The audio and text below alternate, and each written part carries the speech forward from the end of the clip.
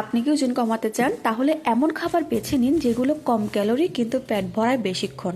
এতে ক্ষুধা কম লাগবে, ক্যালোরি কম যাবে আর ওজন কমানো একদম সহজ হয়ে যাবে। প্রথমে রাখতে পারেন হচ্ছে শসা। পানির পরিমাণ বেশি, শরীর হাইড্রেট রাখে, ফাইবার আছে, পেট ভরা রাখে আর প্রোটিন কমায়। তারপর রাখতে পারেন হচ্ছে পেঁপে।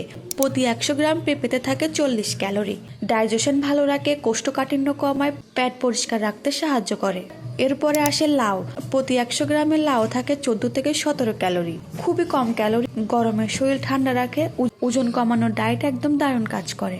আর হচ্ছে টমেটো। প্রতি 100 গ্রাম টমেটোতে থাকে 18 ক্যালোরি, অ্যান্টিঅক্সিডেন্টে সমৃদ্ধ, স্কিন ভালো রাখে, মেটাবলিজমে সাপোর্ট করে। তারপর হচ্ছে তরমুজ। প্রতি 100 গ্রামের তরমুজে থাকে 30 ক্যালোরি, পানিতে ভরপুর, খিদাও কমায়, মিষ্টি খাওয়ার ইচ্ছে হেলদিভাবে কমায়।